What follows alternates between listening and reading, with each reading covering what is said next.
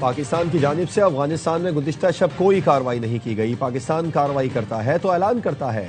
D G I S P R lieutenant general Ahmed Sharif Chaudhry کہتے ہیں Afghan Taliban regime non state actors کی طرح فیصلے نہ کرے، دہشت گردوں کے خلاف ایکشن تک طالبان رجیم سے بات چیت نہیں ہوگی۔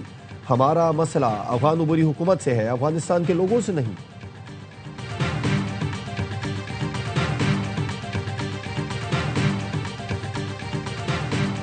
سیکیورٹی فورسز کا بنو میں انٹیلیجنس بیسڈ آپریشن 22 خارجی دہشت گرد جہنم واصل۔ آئی ایس پی آر کا کہنا ہے سیکیورٹی فورسز نے بھارتی پراکسی فتنہ خوارج کے دہشت گردوں کی موجودگی کی اطلاع پر کارروائی کی، خارجیوں کے ٹھکانے کو مؤثر انداز میں نشانہ بنایا۔ صدر، وزیر اعظم اور وزیر داخلہ کا سیکیورٹی فورسز کو خراج تحسین۔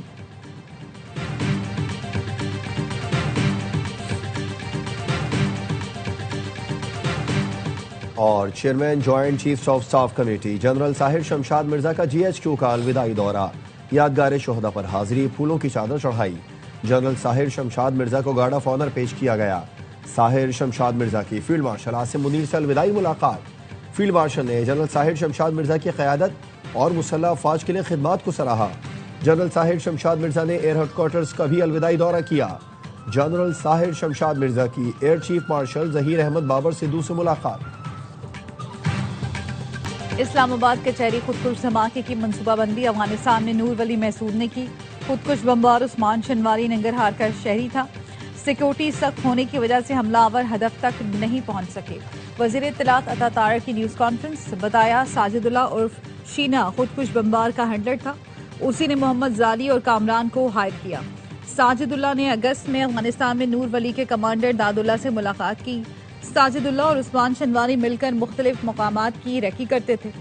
ساجد اللہ، کامران خان، محمد زالی اور شاہ منیر پکڑے گئے ہیں۔ وزیر اطلاعات نے ساجد اللہ اور شینا کا اعترافی بیان بھی دکھایا۔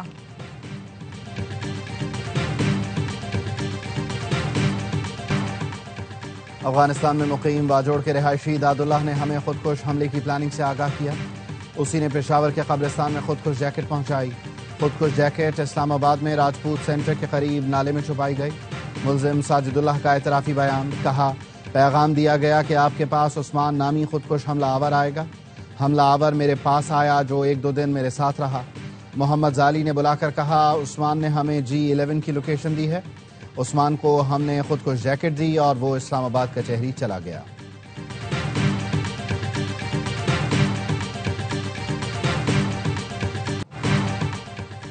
ایف سی ہیڈ کوارٹرز پر حملہ کرنے والے دہشت گردوں کو کافی حد تک ٹریس کر لیا ہے۔ دہشت گرد جس علاقے سے آئے تھے وہاں بھی پہنچ جائیں گے۔ آئی جی خیبر پختونخوا ذوالفقار حمید کا کہنا ہے فوٹوگراف اور فنگر پرنٹس نادرا کو بھجوا دیے گئے۔ پشاور میں ایف سی ہیڈ کوارٹرز پر دہشت گرد حملے کا مقدمہ CTD تھانے میں درج۔ حملے میں 3 جوان شہید اور 11 افراد زخمی ہوئے۔ حملہ آور تینوں دہشت گرد مارے گئے تھے۔ CTD کے مطابق تینوں حملہ آور ایک ہی موٹر سائیکل پر جائے وقوع پہنچے۔ ایف سی ہیڈ کوارٹر سے کچھ فاصلے پر موٹر سائیکل کھڑی کی۔ دہشت گردوں کے پاس کلاشنکوف اور 8 سے زائد دستی بم تھے۔ دہشت گردی میں استعمال موٹر سائیکل تحویل میں لے لی۔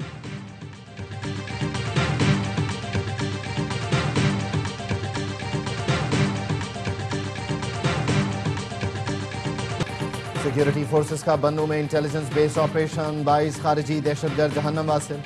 آئی ایس پی آر کا کہنا ہے سیکیورٹی فورسز نے بھارتی پراکسی فتنہ خوارج کے دہشت گردوں کی موجودگی کی اطلاع پر کارروائی کی، خارجیوں کے ٹھکانے کو مؤثر انداز میں نشانہ بنایا۔ صدر، وزیر اعظم اور وزیر داخلہ کا سیکیورٹی فورسز کو خراج تحسین۔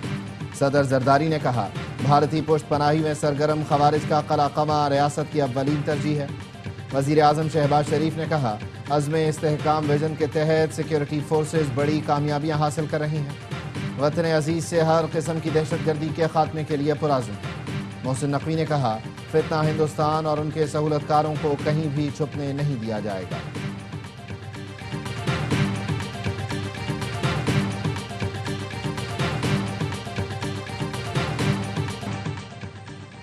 وزیر اعظم شہباز شریف کا اسلام آباد میں جناح میڈیکل کمپلیکس اور دانش یونیورسٹی کی سائٹس کا دورہ، کمپلیکس کی تعمیر پر بریفنگ لی۔ وزیر اعظم نے تعمیراتی کام کے لیے بہترین ساکھ کی حامل کمپنیوں کی خدمات لینے اور شفافیت یقینی بنانے کی ہدایت کی۔ وزیر اعظم کا کہنا تھا ادائیگی کا عمل تھرڈ پارٹی کے ذریعے کیا جائے۔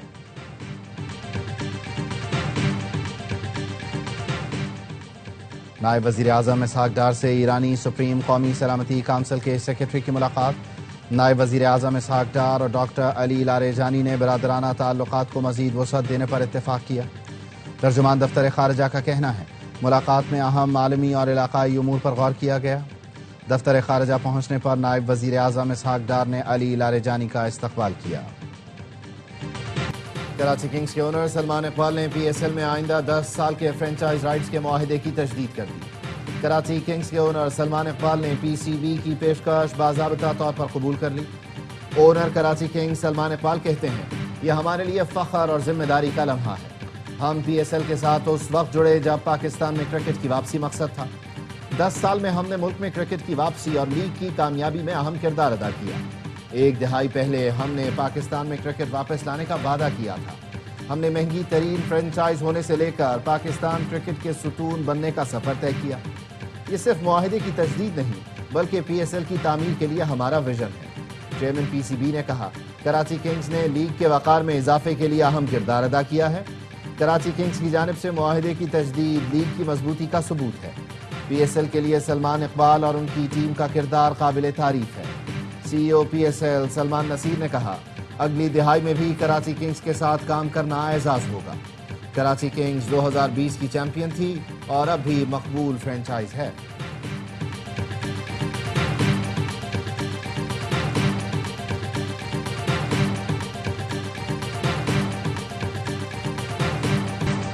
بانی پی ٹی آئی کا ایکس اکاؤنٹ جیل سے نہیں چلایا جا رہا، ان کا ایکس اکاؤنٹ جیل کے باہر سے کوئی آپریٹ کر رہا ہے۔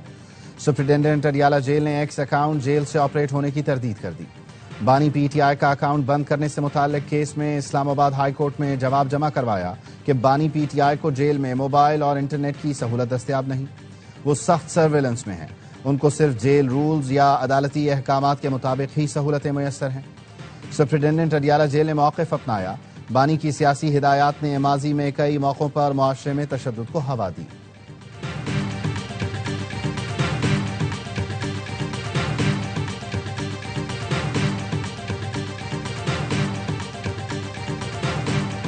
راولپنڈی اڈیالہ جیل روڈ پر علیمہ خانم کا پی ٹی آئی کارکنان کے ساتھ احتجاج اور دھرنا جاری۔ سڑک کی بندش سے اسکول وینز ایمبولینسز بھی ٹریفک میں پھنس گئیں۔ اڈیالہ جیل روڈ پر علیمہ خانم کا پی ٹی آئی کارکنان کے ساتھ احتجاج اور دھرنا، اسکول وینز میں سوار بچے 3 گھنٹے سے زائد پھنسے رہے۔ وین ڈرائیوروں کا کہنا ہے بچے اور ان کے گھر والوں کو پریشانی کا سامنا کرنا پڑا۔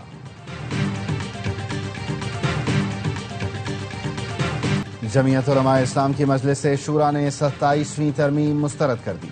مولانا فضل الرحمان کا کہنا تھا 26ویں ترمیم میں دستبردار چیزیں 27ویں ترمیم میں منظور کرا لی گئیں۔ پیپلز پارٹی نے اپنی روایت کو برقرار نہ رکھتے ہوئے جمہوریت کی نفی میں کردار ادا کیا۔ جو قوتیں ترمیم لانا چاہتی تھیں ان کی عزت میں اضافہ نہیں ہوا۔ پنجاب کے عوام نے نفرت اور انتشار کی سیاست مسترد کر دی۔ ضمنی الیکشن میں ووٹ ستھرا پنجاب گرین بس کسان کارڈ کو ملا۔ وزیر اطلاعات پنجاب عظمہ بخاری کہتی ہیں وزیر اعلیٰ پنجاب نے 90 سے زائد منصوبے شروع کیے، وہ تمام منصوبوں کی نگرانی کرتی ہیں۔ سندھ حکومت کراچی کو جدید بنا رہی ہے اور ایم کیو ایم کو یہ بات ہضم نہیں ہو رہی۔ کراچی میں اربوں روپے کے منصوبے جاری ہیں، ایم کیو ایم ان میں رکاوٹ ڈالنے کے لیے سرگرم ہے۔ سندھ کے سینئر وزیر شرجیل میمن کا حیدر عباس رضوی کے بیان پر رد عمل، کہاں بلدیاتی نظام کے لیے پنجاب کی مثال دی جا رہی ہے جہاں ابھی تک بلدیاتی انتخابات ہی نہیں ہوئے۔ کراچی سندھ کا دل اور ہماری اولین ترجیحات میں شامل ہے۔ اربوں روپے کا سرمایہ شہری انفراسٹرکچر بنیادی سہولتوں میں لگایا جا رہا ہے۔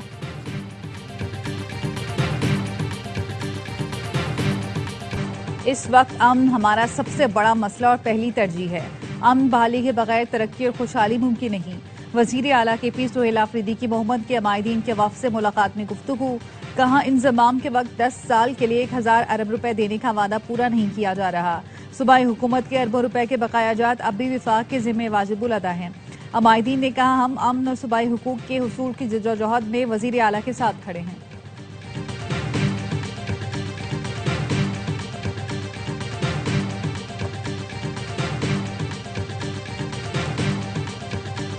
کوہستان کرپشن سکینڈل کیس میں احتساب عدالت پشاور نے ملزم مشتاق کو جوڈیشل ریمانڈ پر جیل بھیج دیا۔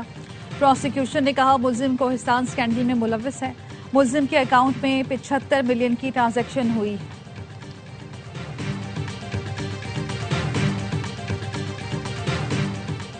محکمہ ریونیو بلوچستان میں 1 ارب 80 کروڑ روپے سے زائد کی مالی بے ضابطگیوں کا انکشاف.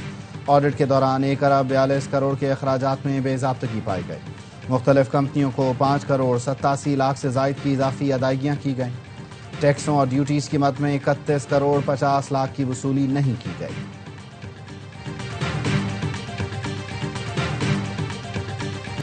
خواتین کے موبائل فون ہیک کر کے بلیک میلنگ اور زیادتی کرنے والے ملزم کا مزید ریمانڈ حاصل کر لیا گیا. پولیس کے مطابق ملزم سمیر کے موبائل فون سے 400 سے زائد ویڈیوز بھی ملی ہیں. ملزم نے موبائل فون ہیک کرنے کے لیے لاہور کے شہری سے 5000 روپے میں ایک لنک خریدا تھا. ملزم سوشل میڈیا پر لنک بھیج کر موبائل فون یا آئی ڈی ہیک کرتا تھا. ملزم سے تفتیش کے لیے خصوصی ٹیم تشکیل دے دی گئی.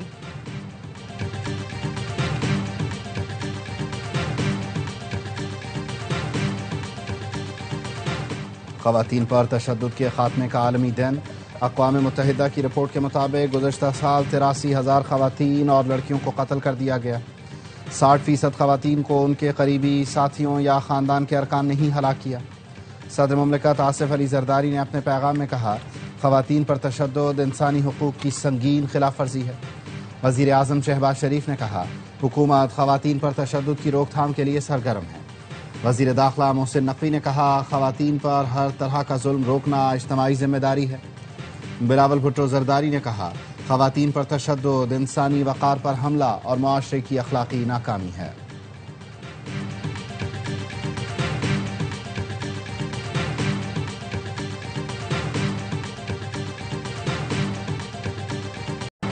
جنگ بندی معاہدے کے باوجود اسرائیلی فوج کی غزہ میں بمباری، مزید 4 فلسطینی شہید. پاکستان کے مستقل مندوب عاصم افتخار کا سلامتی کونسل میں کہنا تھا دنیا نے غزہ میں تباہ کن جنگ کو انتہائی کرب و حیرت کے ساتھ دیکھا. بھوک سے نڈھال فلسطینی عوام پر ناقابل بیان مصیبتیں ڈھائی گئیں. غزہ میں اسرائیل کی جانب سے جنگ بندی کی خلاف ورزیاں جاری ہیں. غزہ میں اب بھی گھر تباہ کیے جا رہے ہیں، لوگ دہشت میں زندگی گزار رہے ہیں. غزہ میں جنگ بندی پر مکمل عمل درآمد یقینی بنایا جائے. غزہ میں بلا تعطل انسانی امداد تک رسائی کی ضمانت دی جائے.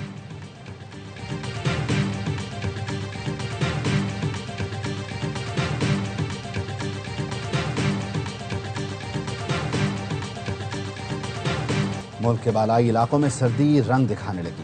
اسکردو میں درجہ حرارت -10 اور گلگت میں -6 تک گر گیا. کوئٹہ کا درجہ حرارت -4 تک جا پہنچا. چند روز کے دوران شمالی علاقوں میں درجہ حرارت میں مزید کمی کا امکان. پنجاب اور خیبر پختونخوا کے میدانی علاقوں میں دھند کی شدت میں اضافہ متوقع. ایتھوپیا میں پھٹنے والے آتش فشاں کی راکھ پاکستانی فضائی حدود سے نکل گئی.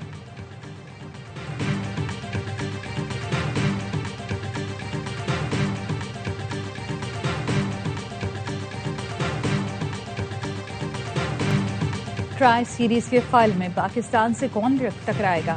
سری لنکا اور زمبابوے مد مقابل. زمبابوے جیتا تو سری لنکا باہر. آئی لینڈرز کو ہر صورت جیت درکار. بڑے مارجن سے کامیابی بھی سری لنکا کی فائنل میں رسائی کا امکان روشن کر دے گی. زمبابوے نے سیریز کے پہلے گروپ میچ میں لنکن شیروں کو آؤٹ کلاس کیا تھا. اور ICC T20 ورلڈ کپ کا شیڈیول آج جاری کرے گا. کریک انفو کے مطابق پاکستان کو بھارت، امریکہ، نمیبیا اور نیدرلینڈز کے گروپ میں رکھا گیا ہے. پاکستان اور بھارت کا مقابلہ 15 فروری کو کولمبو میں ہوگا. ایک سیمی فائنل ممبئی، دوسرا کولکتہ یا کولمبو میں ہوگا. 20 ٹیمیں ایک ٹرافی کے لیے 7 فروری سے 8 مارچ تک بھارت اور سری لنکا میں پنجہ آزمائی کریں گی.